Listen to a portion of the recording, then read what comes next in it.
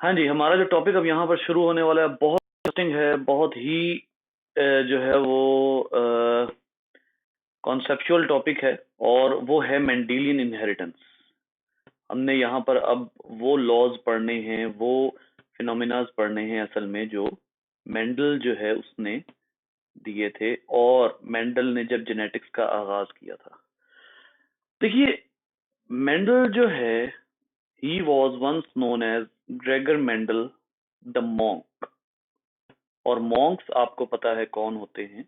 Monks ऐसे लोग होते हैं हु सर प्रीच। चीनी जी का बेटे। Okay, sorry.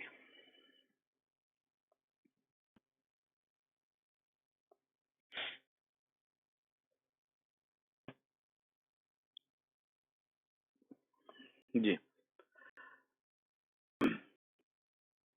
Gregor Mendel the monk, इसको जो है वो मॉन्क कहा जाता था। और ये मॉन्क जो है ये कौन होते थे? These were actually the preachers. ठीक है, ये वो लोग थे जिनका काम जो है वो प्रीच करना था। अब एक प्रीचर से ये साइंटिस्ट कैसे बना? कुछ सिचुएशन ऐसी हुई कि एक तो था ये वैसे कोई बहुत ज्यादा उसके घराने से नहीं था, अमीर कबीर घराने से नहीं था, और ना ही ये किसी ऐसे घराने से था कि जिसमें इसको बहुत ज्यादा सपोर्ट मिलती। लेकिन लकीली बहुत लाइक स्टूडेंट था और इसके दो टीचर के नाम लिखे हुए हैं कैम्बेल बायोलॉजी में। वो इंशाल्लाह मैं आपको दोबारा देखकर बताऊंगा, मैं भूल गया हूँ। वो जो दो टीचर्स हैं उन्होंने बहुत ज्यादा हेल्प की। और ये जो है इसकी जो साइंटिफिक इंक्वायरी है वो उन दो टीचर्स ने जो है वो असल में डेवलप की थी। साइंटिफिक अप्रोच मतलब एक्सट्रीम साइंटिफिक अप्रोच। मैं ये कहता हूँ कि इवन शायद डार्विन बहरहाल बड़ा ही जबरदस्त वो भी साइंटिस्ट था, उसने भी बड़ी जबरदस्त साइंटिफिक अप्रोच जो है वो अपनाई। लेकिन जिस तरह की साइंटिफिक अप्रोच मेंडल की है, मैं नहीं समझता डार्विन भी उसके करीब गया था। मेंडल जो है उसके हवाले से उस वक्त एक अप्रोच चल रही थी जिसको कहा जाता था blending approach of inheritance. Blending approach, blending approach क्या है? ब्लेंडिंग अप्रोच ये है कि जो पेरेंट्स से कैरेक्टर आता है ना, वो मदर और फादर का जो कैरेक्टर होता है उसका ब्लेंड होता है। उसका ब्लेंड होता है जो कि बाद में मेंडल ने ही रॉन्ग प्रूव की थी। लेकिन उस वक्त ब्लेंडिंग अप्रोच बन रही थी, मतलब एक कैरेक्टर है वाइट और एक कैरेक्टर है डार्क। ठीक है, अब डार्क और वाइट के दरमियान में ब्लेंडिंग होनी चाहिए ना, ब्लेंड होकर। अब बहुत से कैरेक्टर ऐसे होते हैं, बजाहिर बजाहिर बहुत से ऐसे कैरेक्टर होते हैं जो ब्लेंड होके आ सकते हैं। ठीक है, जैसे स्किन कलर है, इसके बारे में कोई शक नहीं है कि स्किन कलर ब्लेंड होकर आ सकता है। उस वक्त जो मॉर्फोलॉजिकल फीचर्स हुआ करते थे उस वक्त जो जिसको आप कहते हैं कि एक्सटर्नल अपीयरेंस हुआ करती थी, उसकी बुनियाद पे जेनेटिक्स को डिफाइन किया जाता था कि जेनेटिक्स में जो इनहेरिटेड फीचर्स होते हैं वो मदर और फादर से ब्लेंड होकर आया करते हैं। मेंडल ने इसके ऊपर वर्किंग शुरू की। एक्चुअली ऑस्ट्रिया का रहने वाला, same country to which the Hitler was belong.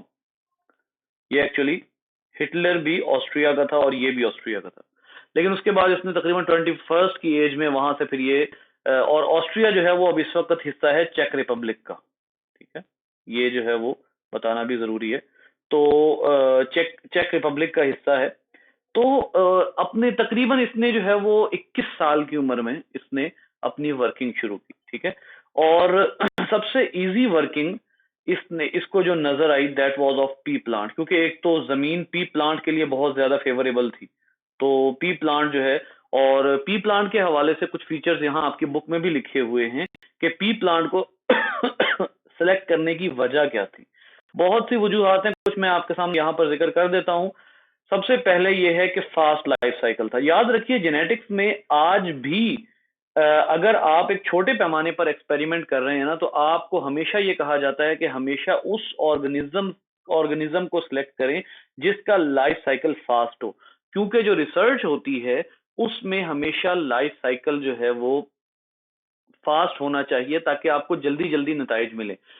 जो डिले आता है ना रिसर्च में कि हाँ यार जो डिले है वो मतलब यूं कह लीजिए कि जो डिले है वो आपके रिसर्च में इंटरेस्ट भी लूज करवा देता है, ठीक है।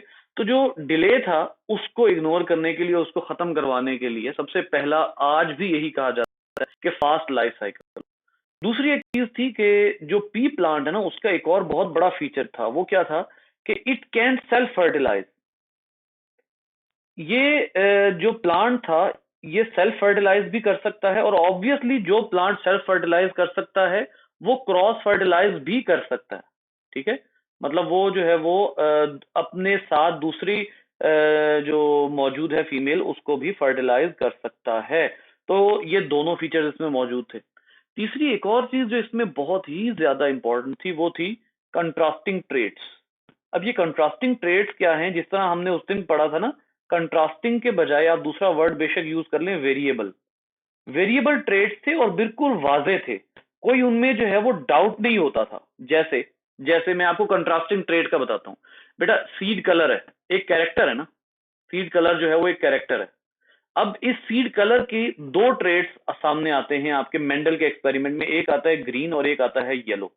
अब ये इतने कंट्रास्टिंग ट्रेट्स हैं कि आपको इनमें कोई डाउट नहीं है, ये डाउटलेस ट्रेट्स हैं। ये ऐसे ट्रेट्स हैं जिनमें आपको कोई डाउट पॉसिबल नहीं हो सकता कि ये सीड ग्रीन है या ये सीड येलो है, ठीक है। तो इस ये तीन सबसे बड़ी वजूहात थी जिसकी बुनियाद पे मेंडल ने इनको सेलेक्ट किया था। मेंडल का ये एक्सपेरिमेंट करना जो है वो आउट ऑफ क्यूरियोसिटी था।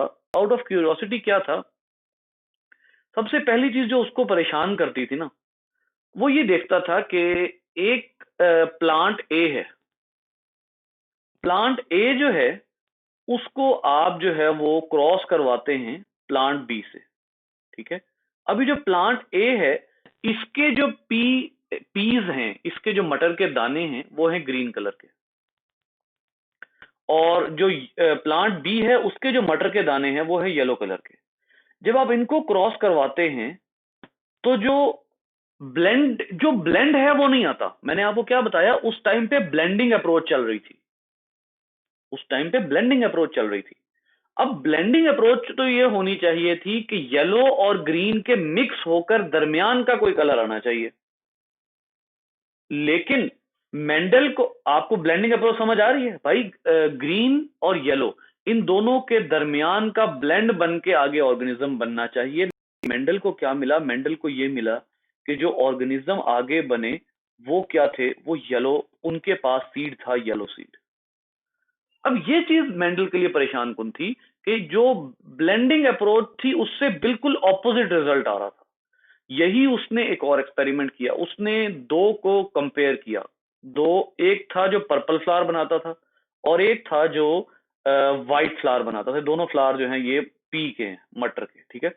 जब उसने इन दोनों को जो है वो ब्लेंड किया या यूं कह ले क्रॉस किया, तो जो कलर अपीयर हुआ अगली जनरेशन में वो सब के सब जो है वो, इसमें जैसे ऑल येलो सीड थे इसमें ऑल पर्पल फ्लावर्स आ गए। अब ये एक और हैरानी की बात है भाई, होना ये चाहिए कि पर्पल और व्हाइट का ब्लेंड आए। लेकिन मेंडल ने इन दोनों अप्रोचेस में क्या फील किया कि one character totally mask the other. एक कैरेक्टर ने दूसरे कैरेक्टर को पूरे तरीके से कवर कर लिया, मास्क्ड दी अदर। तो जो कैरेक्टर दूसरे कैरेक्टर को मास्क कर देता था ना, मेंडल की अप्रोच के मुताबिक, मेंडल की वोकैबुलरी के मुताबिक, वो कैरेक्टर क्या कहलाया, डोमिनेंट। आज भी यही टर्म चल रही है। वो कैरेक्टर जो दूसरे कैरेक्टर को मास्क कर दे वो डोमिनेंट है, और जो मास्क हो जाए वो क्या है, वो रिसेसिव है, ठीक है। ये है जो मेंडल ने वर्ड्स, ये आज तक चल रहे हैं। तो देखिए, एक हमने कहा था डोमिनेंट एलील और डोमिनेंट और रिसेसिव एलील, वो आज की लैंग्वेज है, वो अभी 30-40 साल पहले की लैंग्वेज है जो हमने डिफाइन की, या उससे कुछ पहले की लैंग्वेज होगी। मेंडल को तो नहीं पता था। ये मेंडल एक्सपेरिमेंट कर रहा है 19वीं सदी में, 1800s में एक्सपेरिमेंट कर रहा है, ठीक है। अब अगर 1800s में वो एक्सपेरिमेंट कर रहा है तो इसका मतलब ये तो पता ही कुछ नहीं था। तो जो कैरेक्टर मास्क कर देता है वो डोमिनेंट है, और जो मास्क हो जाता है वो रिसेसिव है, ठीक है। तो इसमें ऑब्वियसली येलो जो है वो उसने किसको मास्क कर दिया, ग्रीन को। तो ग्रीन जो है वो रिसेसिव है और येलो जो है वो डोमिनेंट है। बिल्कुल ऐसे ही पर्पल और व्हाइट है, तो पर्पल जो है वो इसमें डोमिनेंट हो गया और जो व्हाइट है वो रिसेसिव हो गया। तो यहां पर आके मेंडल ने क्या किया कि मेंडल को ये बात पता लग गई कि ब्लेंडिंग अप्रोच रॉन्ग है। जो ब्लेंडिंग अप्रोच है, देखिए कोई ना कोई चीज ऐसी होती है ना जो आपको क्यूरियोसिटी की तरफ लेकर जाती है।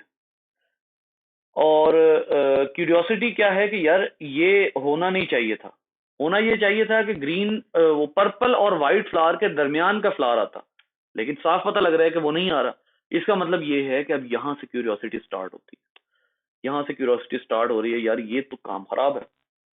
काम ये खराब है कि भाई ब्लेंडिंग अप्रोच तो रॉन्ग प्रूव हो रही है। अब अगर मैंने लोगों को कहा तो लोगों ने मजाक उड़ाना, और ऑब्वियसली उसका मजाक उड़ाया गया। मैंने जिस तरह उस दिन भी आपको कहा था कि उसके डेथ के 15 साल बाद उसको जो है वो पता लगा कि यार ये तो बंदा ठीक कह रहा था बेचारा। ठीक है, अब आप यहाँ देखिए कि ये भी मेंडल का ही रूल है, ये भी मेंडल का ही रूल है कि जो डोमिनेंट होता है उसको कैपिटल अल्फाबेट से लिखा जाए और जो रिसेसिव होता है उसको स्मॉल अल्फाबेट से लिखा जाए। लेकिन ये अब बाद में चेंज हो चुका है। इसमें हम ये भी करते हैं कि अगर हमने दो सी के दरमियान में कंपैरिजन करना है तो हमें गलती लग सकती है कि ये कैपिटल है ये कैपिटल है। देख लेना, दो में आप जो है वो इन दोनों को साथ लिख के तो आप कह रहे हैं, लेकिन आपको सी आउट ऑफ प्रोपोर्शन बड़ा लिखना पड़ता है। तो ऐसे केस में आप क्या करते हैं, एक को आप कह देते हैं सी प्लस और दूसरे को सिर्फ सी कह देते हैं, ये डोमिनेंट होता है। मतलब वो अप्रोच थोड़ी सी चेंज हो गई है, लेकिन इसमें कोई डाउट नहीं है कि ये मेंडल के ही सारे दिए हुए कॉन्सेप्ट्स हैं कि डोमिनेंट क्या होता है, रिसेसिव क्या होता है, और जो है वो जो कैरेक्टर्स होते हैं उनमें उनको जाहिर कैसे करना है अल्फाबेटिकली। ठीक है, अब मेंडल जो है उसने एक और काम किया था। मतलब आप देखें उस बंदे की अप्रोच चेक करें, उसने क्या कमाल किस्म की अप्रोच यूज की। सबसे पहले he created a genetic line with true breeds. अब ये क्या चीज है, ट्रू ब्रीड क्या है? ट्रू ब्रीड एक ऐसी ब्रीड होगी कि जिसका जो कैरेक्टर होगा अगली नस्लों में भी वही आएगा। फॉर एग्जाम्पल, अगर आप जो है वो ग्रीन, या फिर आप यूं कह लीजिए कि येलो और येलो को आप जो है वो क्रॉस करवाएं, तो अगली तमाम नस्लों तक जितनी दफा क्रॉस करवाएं, अगली तमाम नस्लों तक वो कौन सा सीड दें, वो येलो सीड ही दें, वो ग्रीन सीड ना दें। बिल्कुल ऐसे ही आप दो ग्रीन को क्रॉस कराएं तो अगली तमाम नस्लों तक वो क्या करें, वो ग्रीन सीड ही दें, वो येलो सीड ना दें।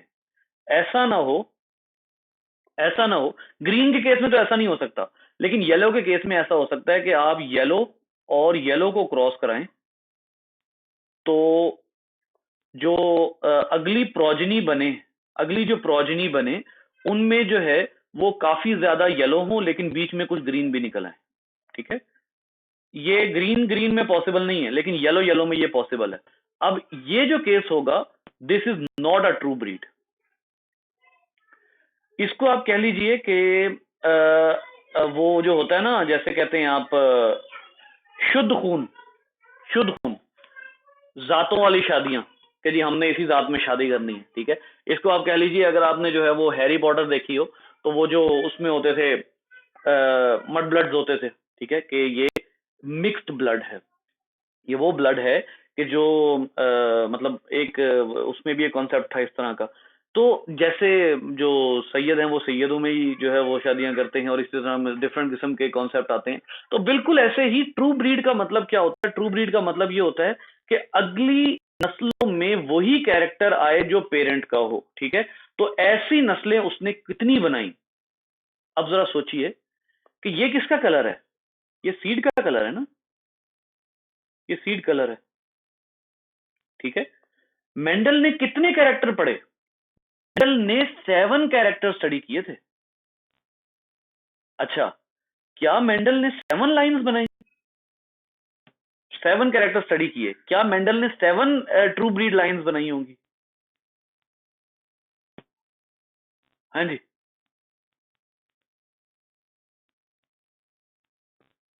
जल्दी से बताइए। 7 बनाई होंगी या ज्यादा बनाई होंगी? बेटा सीड कलर में कितने ट्रेड्स हैं?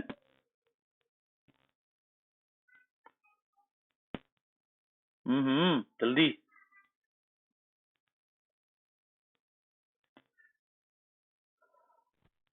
सीड कलर्स में 2 ट्रेड है।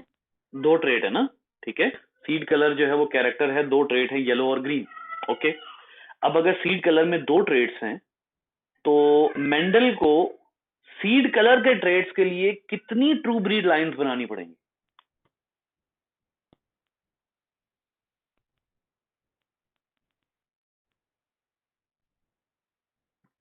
देखिए, ट्रू ब्रीड का क्या मतलब है कि जब आप उनको क्रॉस करें तो आगे वही कैरेक्टर आए जो पेरेंट्स में हो। ठीक हो गया।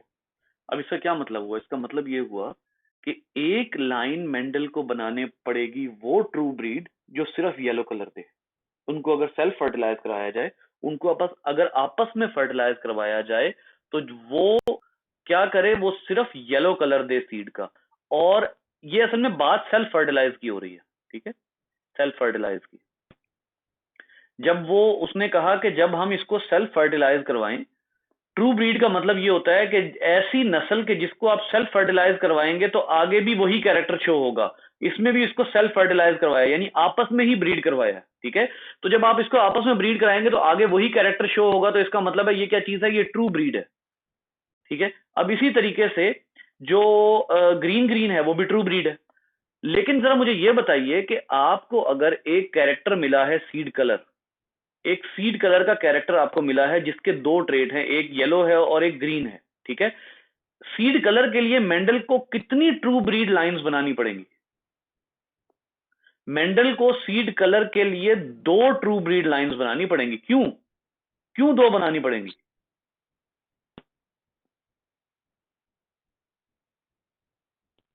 क्योंकि जब ग्रीन और ग्रीन को क्रॉस करवाएंगे तब ट्रू ब्रीड आएगा, और और जब येलो और येलो को क्रॉस करवाएंगे हाँ तो जी, फिर हाँ जी, ट्रू हाँ जी, ब्रीड आएगा। बिल्कुल बिल्कुल बिल्कुल 100%। उसको येलो के लिए अलग लाइन बनानी पड़ी, ग्रीन के लिए अलग लाइन बनानी पड़ी। अब आप जरा सोचिए, मेंडल ने कितने कैरेक्टर स्टडी किए थे? 7। 7 into 2, total 14 true breed lines उसके पास पड़ी हुई थी। यानी वो जब चाहता था वो किसी भी 2 ट्रू ब्रीड्स को क्रॉस करा देता था। ये मेंडल का रूल है जो असल में आज भी अगर आपने जेनेटिकल एक्सपेरिमेंट स्टार्ट करना हो तो आप यहां से स्टार्ट करते हैं। यानी ट्रू ब्रीड्स लेते हैं, जो कैरेक्टर अगली नस्लों में वही कैरेक्टर आए, चेंज ना हो, वो नस्ल ट्रू ब्रीड कहलाती है। किसी एक कैरेक्टर के लिए, मतलब बाकी कैरेक्टर वेरी कर सकते हैं, बाकी कैरेक्टर्स का मसला नहीं है। अगर आपने एक लाइन बनाई है, फॉर एग्जांपल अगर आपने एक सीड कलर की लाइन बनाई है ना, सीड कलर की ट्रू ब्रीड बनाई है। अब सीड कलर की जो ट्रू ब्रीड होगी वो उसमें एक ट्रू ब्रीड होगी जो येलो कलर की होगी और एक ट्रू ब्रीड होगी जो ग्रीन कलर की होगी, ठीक है। अब इसके अलावा जो है, जो भी कैरेक्टर चेंज होता जाए उससे मेंडल को गर्ज नहीं होती थी। इसको गर्ज होती थी कि येलो को येलो से क्रॉस कराएं तो येलो आए, ग्रीन को ग्रीन से क्रॉस कराएं तो ग्रीन आए।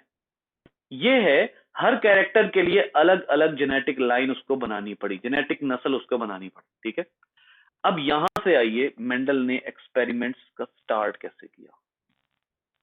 देखिए जी बेटा, दोबारा से मैं आपसे पूछूंगा, या दोबारा से हम इस बात को रिवाइंड कर लेते हैं कि सीड कलर जो है उसमें मेंडल ने कितनी ट्रू ब्रीड्स बनाई।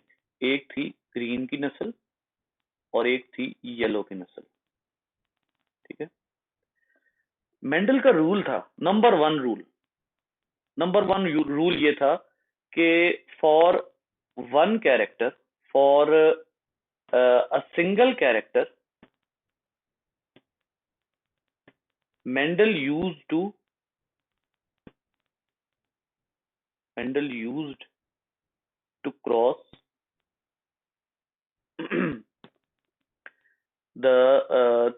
टू क्रॉस फर्टिलाइज, जी ये भी एक वर्ड लिखना जरूरी है। Mendel used to cross fertilise two true breeds. Mendel 2 true breeds को क्रॉस कराता था लेकिन कैरेक्टर सेम होता था। मेरे सेंटेंस दोबारा सुने, मेंडल 2 ट्रू ब्रीड्स को क्रॉस कराता था लेकिन कैरेक्टर सेम होता था। इसका क्या मतलब है कि अगर मैं पर्पल फ्लावर और व्हाइट फ्लावर की ब्रीड्स को क्रॉस करा रहा हूं तो मेरे पास कैरेक्टर कौन सा है? एक ट्रू ब्रीड हो गई पर्पल फ्लावर की, दूसरी ट्रू ब्रीड हो गई व्हाइट फ्लावर की, कैरेक्टर कौन सा है मेरे पास? कलर। फ्लावर कलर, शाबाश, बहुत अच्छे। क्या मतलब हुआ? मतलब ये हुआ कि एक कैरेक्टर आपने सिंगल रखना है। ये तरीका है मेंडल का एक्सपेरिमेंट स्टार्ट करने का। आज भी इसी रूल पे जेनेटिक्स स्टार्ट होती है। कैरेक्टर एक रखें, कैरेक्टर दो नहीं। कैरेक्टर सिंगल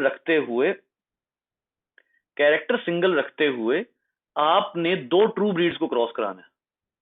तो अब आइए, इसका क्या मतलब हुआ कि अगर आपने कैरेक्टर सिंगल रखा और ट्रू ब्रीड्स को क्रॉस कराया, तो अब इस केस में क्या होगा? इस केस में आप क्या करेंगे? एक अदद येलो सीड वाला, सीड आपके जो इसमें एक्सपेरिमेंट है वो सीड का ही है। आपने एक येलो सीड के ट्रू ब्रीड को क्रॉस कराना है और एक अदद ग्रीन सीड के ट्रू ब्रीड को क्रॉस कराना है। जब आप येलो और ग्रीन के ट्रू ब्रीड को क्रॉस कराएंगे ना, तो मेंडल के मुताबिक क्या हुआ? मेंडल को एक्सपेरिमेंट में क्या मिला कि जो पहली जनरेशन थी उसमें जितने ऑर्गेनिजम्स थे उन सब के जो सीड थे वो क्या है? That was yellow. मैं दोबारा रिपीट कर रहा हूं बेटा, एक्सपेरिमेंट स्टार्ट करने का तरीका क्या है? कैरेक्टर एक ही लेना है आपने। फॉर अ सिंगल कैरेक्टर एक ही लेना है, कैरेक्टर दो नहीं लेने आपने। कैरेक्टर एक ही लें, उसके लिए दो ट्रू ब्रीड्स को क्रॉस कराएं। कैरेक्टर है आपके पास सीड कलर, यहां पर कैरेक्टर क्या आ गया? Seed colour. उसकी कितनी ट्रू ब्रीड्स हैं? दो ट्रू ब्रीड्स हैं, एक है ग्रीन और एक है येलो। अब अगर आप ग्रीन और येलो की ट्रू ब्रीड्स को क्रॉस कराएंगे तो फिर उसके बाद आप एक्सपेरिमेंट जो है वो स्टार्ट करेंगे, ठीक है? अब आइए, मेंडल ने स्टार्ट किया ग्रीन और येलो सीड वाले प्लांट्स का एक्सपेरिमेंट उसने स्टार्ट किया। ले जी, मसला क्या हुआ? तमाम येलो आ गए। इसका क्या मतलब हुआ? यहां से एक डिपिक्शन निकलती है कि green is masked, green colour को मास्क किया जा चुका है। और जो मास्क हो जाए वो कौन सा होता है? उसको आप टेक्निकल लैंग्वेज में क्या कहते हैं मेंडल की? जो कैरेक्टर मास्क हो जाए। रिसेसिव। शाबाश।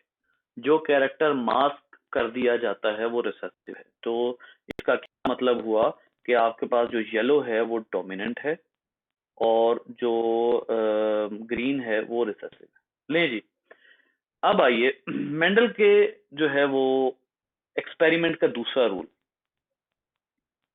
ही यूज टू क्रॉस, या इसको एक और अंदाज में कहते हैं सेल्फ क्रॉस। अभी तक तो क्रॉस फर्टिलाइजेशन हुई थी ना, क्रॉस फर्टिलाइजेशन हुई थी। अब उसने क्या किया? He use to self fertilise the first generation. Self fertilise the first generation. अब self fertilise the first generation से क्या मुराद है कि पहली नस्ल कौन सी बन गई? पहली नस्ल ऑल येलो वाली बन गई ना, ठीक है? अब जब उसने पहली नस्ल बना ली तो उसके बाद वो उनको भी सेल्फ फर्टिलाइज कराएगा। मेंडल के रूल के मुताबिक जो पहली जनरेशन यानी ये वाली जनरेशन वो क्रॉस करवाता था, उसको वो कहता था P generation, P for parent. इसको वो करवाता तो इसको वो पी जनरेशन कहता था। और जो पहली जनरेशन बनती थी उसको वो कहता था F1, एफ फॉर फिलियल। और उस लैंग्वेज में फिलियल का मतलब होता था सन, यानी औलाद बेसिकली, ठीक है? फिलियल का मतलब होता था सन। तो अब इसका क्या मतलब हुआ कि ये जो नस्ल अब बनी है, पहले जिसको क्रॉस कराया वो है पी जनरेशन, जो अब नस्ल बनी है उसका वो क्या होगी? वो F1 जनरेशन होगी। मेंडल का रूल ये था कि वो एक्सपेरिमेंट पहले स्टेप पे स्टॉप नहीं करता था। अगर ये पहले स्टेप पे स्टॉप कर देता तो इतनी बड़ी जेनेटिक्स कभी वजूद में ना आती।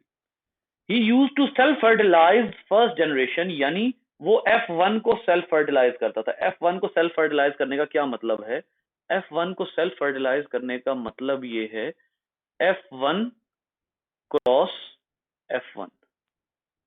F1 क्रॉस F1 का क्या मतलब है बेटा? F1 में सीड कलर क्या है हमारे पास? जल्दी, F1 में सीड कलर क्या है? येलो। F1 में हमारे पास सीड कलर आ गया येलो।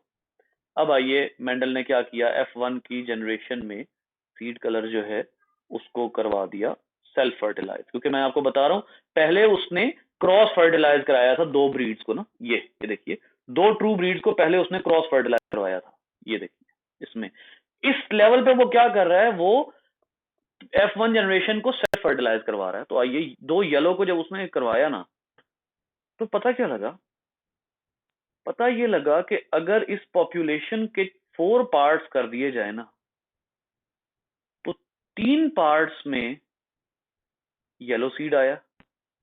यानी आप कहेंगे कि 3/4 जो इंडिविजुअल्स थे ना इस जनरेशन के, उनमें येलो सीड आया, और 1/4 जो जनरेशन इस जनरेशन के सीड्स थे वो क्या आ गए, वो ग्रीन आ गए। यहां पर ब्लेंडिंग अप्रोच टोटली रिजेक्ट हो जाती है कि actually it is not blending that cause the genetic variation, कुछ तो है। मेंडल ने इसको नाम दिया एलिमेंटन का, कि there is some sort of elementon that shuffles, elementon that shuffles। पहली बात, कि कोई एक चीज है, ये आपके बुक से वर्ड निकाल रहा हूं मैं एलिमेंटन का, ठीक है, कोई एक चीज है जो शफल हो रही है। दूसरी बात उसने ये की कि इफ, अब देखिए अगर ये F1 को क्रॉस कराया तो इस ये जो जनरेशन है इसको आप क्या कहेंगे बेटा, ये जो अगली जनरेशन है इसको आप F2 कहेंगे, ठीक है। If F2 has both characters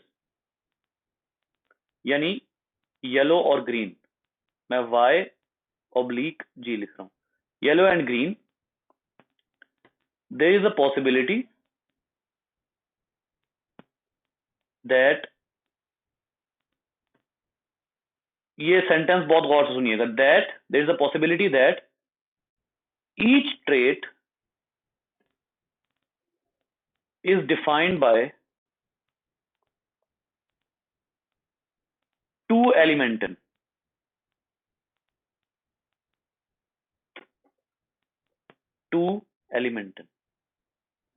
Mendel कहता है कि यार एक तो पहली बात यह है कि कुछ शफल हो रहा है,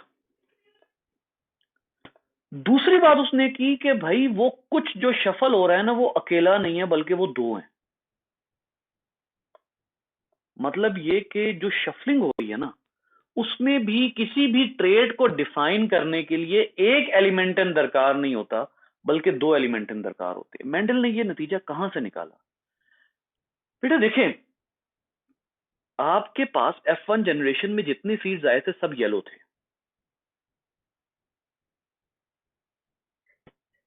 अगर येलो एक एलिमेंटन से डिफाइन हो रहा होता तो अगली जनरेशन में ग्रीन पॉसिबल था?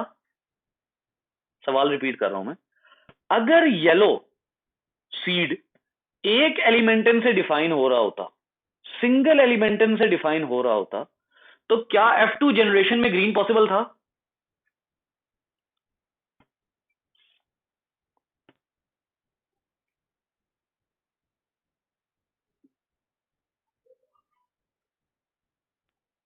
की हो गया, होश में नहीं हो? सवाल बहुत आसान है बेटा और इसका जवाब भी बहुत आसान है। अगर येलो सीड सिंगल जीन से, या जिसको मेंडल ने कहा सिंगल एलिमेंटन से डिफाइन हो रहा होता, तो F2 जनरेशन में ग्रीन का सवाल ही पैदा नहीं होता, क्योंकि कैरेक्टर ही कौन सा है, कैरेक्टर ही सिर्फ येलो वाला है, ग्रीन वाला तो है ही नहीं। उसने F1 क्रॉस F1 कराया, दो येलो को क्रॉस करा दिया। अब जब उसने दो येलो क्रॉस करा दिए तो अगर दोनों येलो सिंगल एलिमेंटन से डिफाइन हो रहे होते तो अगली जनरेशन में दोनों दोनों जो हैं वो दोनों येलो वाले आते और सारे येलो होते, ठीक है। इसका क्या मतलब है कि अगर येलो के साथ ग्रीन सीड भी आया है, इसका मतलब यह है कि असल में सीड कलर को डिफाइन एक एलिमेंटन नहीं कर रहा बल्कि दो एलिमेंटन कर रहे हैं, जिसमें से एक वर्किंग करता है, दूसरा मास्क हो जाता है, दूसरे को मास्क कर दिया जाता है। दोबारा ये इसको मैं यहां से समझाता हूं आपको। आपके पास जो है ये F1 जनरेशन है, आपने येलो और ग्रीन को क्रॉस करवाया और आपके पास F1 जनरेशन में ऑल येलो आ गए, ठीक है। यहां तक आप नहीं डिफाइन कर सकते कि ये एक से हो रहा है या दो से हो रहा है। यहां पे आगे उसने क्या कहा कि जब येलो और येलो को क्रॉस करवाया तो अगर तो एलिमेंटन सिंगल होता तो यहां पे ऑल येलो आने चाहिए थे। अगर वो एलिमेंटन जो शफल हो रहा है और जिसकी वजह से ये कैरेक्टर डिफाइन हो रहा है, यहां पर ऑल येलो आने चाहिए थे, लेकिन यहां ऑल येलो नहीं है, बल्कि यहां पर 3/4 येलो है, 1/4 ग्रीन है। इसका मतलब है कि वो जो एलिमेंटन है वो किस में है, वो पेयर में है, वो एलिमेंटन पेयर्स में है। और हमारी बॉडी में पेयर में क्या चीजें होती हैं न्यूक्लियस में?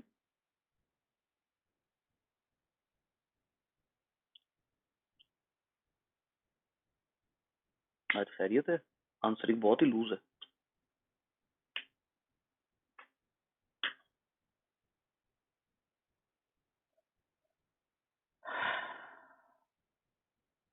नहीं, क्रोमोसोम्स। क्रोमोसोम्स, और क्रोमोसोम्स क्योंकि क्रोमोसोम पेयर में होते हैं, लिहाजा उसके ऊपर मौजूद जीन भी पेयर में होते हैं। तो this was the Mendel's idea कि जो एलिमेंटन है वो अकेला नहीं है। अगर अकेला होता तो सिर्फ येलो कलर आता, दूसरा ना आता।